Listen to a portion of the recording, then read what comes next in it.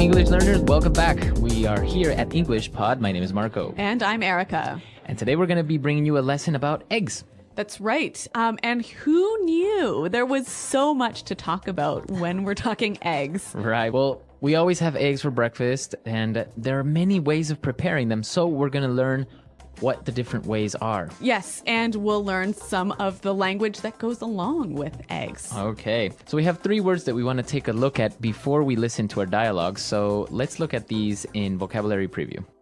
Vocabulary preview. Our preview word for this lesson is picky. Picky. Picky. Picky. So picky is an interesting adjective. Okay, so if a person is picky, what does that mean? They're very hard to please. Okay. So if your boss is picky and you give him a report and maybe it has, I don't know, a couple of mistakes or something. Yeah, he'll say, do it again. Change this, this, and this. Okay. So if you are picky, you want everything to be perfect. Okay. And if there's one small thing that's not, you won't be happy. Okay. So picky. Interesting word. Now our next word, yolk. Yolk. Yolk. Y-O-L-K. Yolk.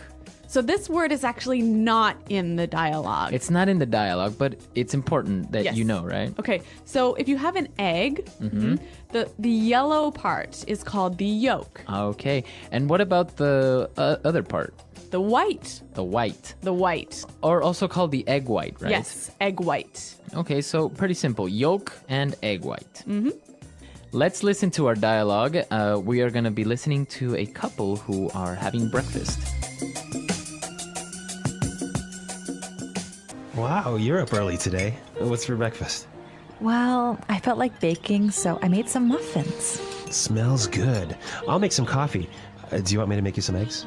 Sure, I'll take mine sunny side up. Phew, I don't know how you can eat your eggs like that.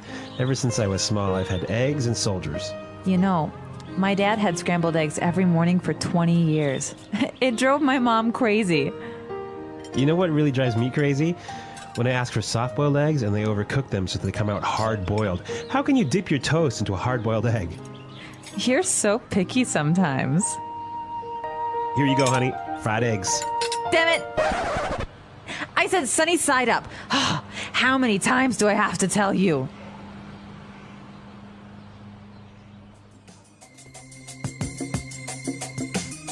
Well, she is definitely very picky and has a very bad temper. I know. I can't believe anyone would get so angry over their breakfast. Yeah. But I guess it is the most important meal of the day. Exactly. So we heard a couple of different ways of describing how you prepare eggs. So let's take a look at that in language takeaway. Language takeaway. Okay, so our first preparation method, my favorite, All right. sunny side up. Okay. Sunny side up. Sunny side up. Now, this is interesting. Sunny, like the sun, right? Exactly. So when you fry an egg, right, and the yolk looks like a little sun, right? Yeah, exactly. So why is it called sunny side up? I think because of what you just said. It looks like the sun. But you don't cook the yolk, right? Okay, yeah, the yolk is still yellow. It's still a little bit liquid. It's a little bit soft. Okay. Because the opposite would be a fried egg. Yes. And that's our second word. Fried egg. Fried egg.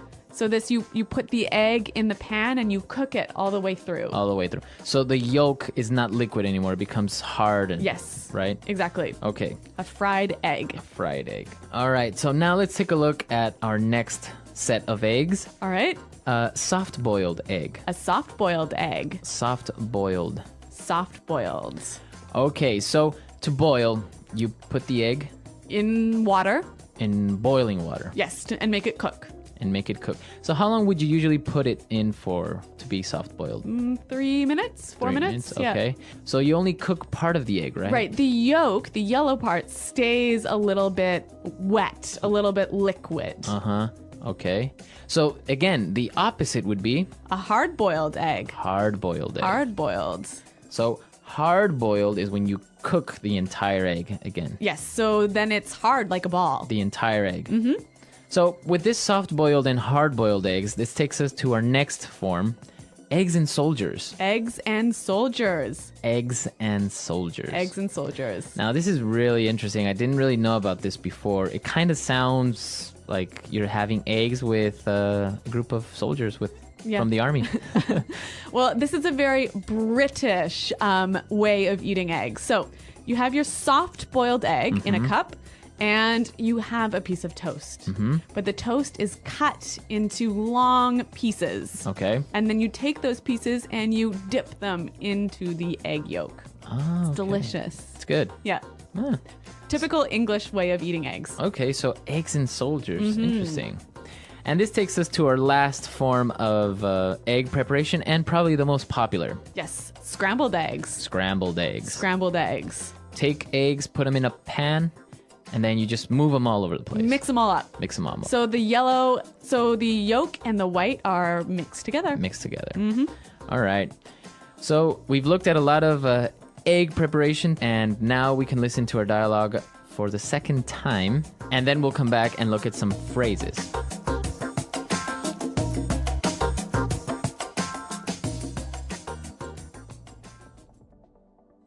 Wow, you're up early today. What's for breakfast? Well, I felt like baking, so I made some muffins.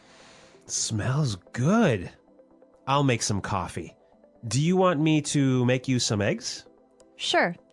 I'll take mine sunny side up. Ew, I don't know how you can eat your eggs like that. Ever since I was small, I've had eggs and soldiers.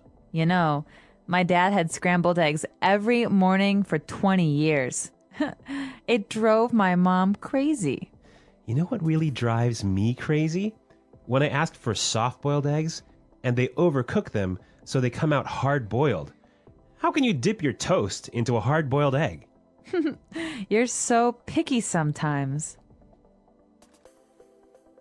Here you go, honey. Fried eggs. Damn it! I said sunny side up. How many times do I have to tell you? Interesting that the man in this dialogue is the one doing the baking. Yeah, well, that's modern days. I don't know. Men are learning how to cook and, yeah. A house husband. House husbands, yeah, more popular these days. All right, well, since this house husband felt like baking, I think we should look at this and one other phrase in Fluency Builder. Okay, so great phrase. He said, I felt like baking. I felt like baking. I felt like baking. So let's take a look at this. He feels like, or he felt like in the past. What does that mean when you feel like? You want to do it. You have the desire to do it. Okay, and then to bake. And now this verb is in the gerund form. That's right, the ing form. And that's the rule, right? I feel like playing soccer. Right. I feel like eating lunch.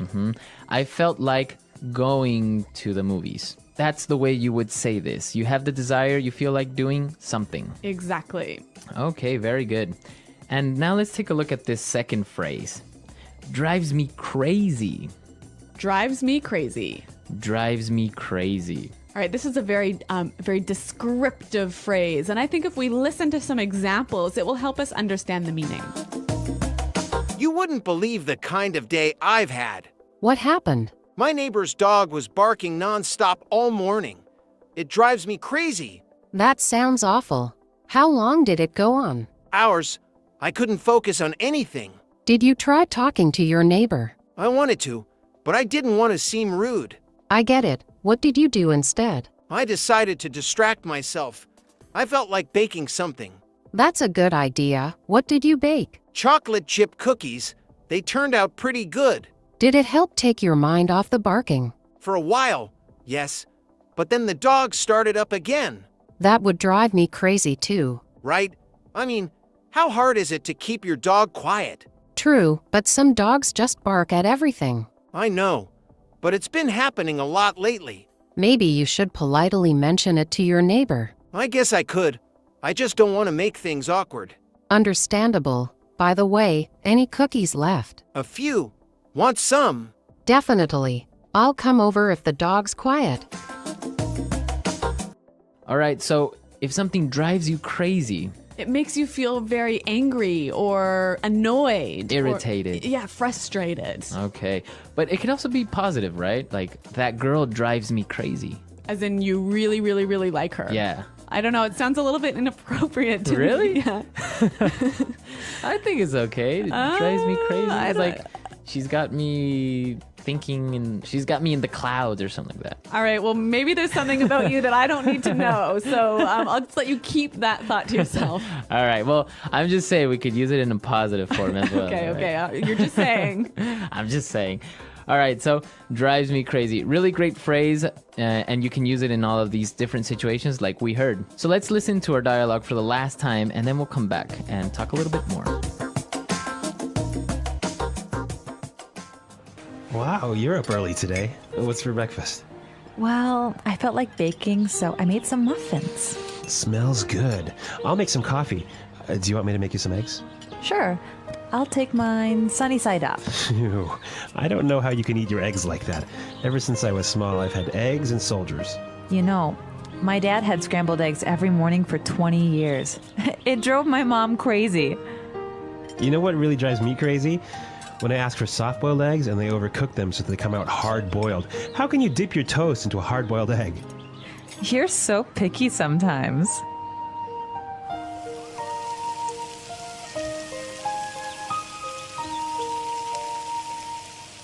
Here you go, honey. Fried eggs.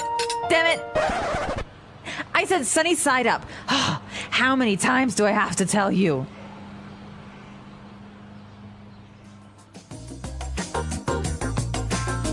Well, I think there are some people who really, really love eating eggs for breakfast and some people who just can't stand it.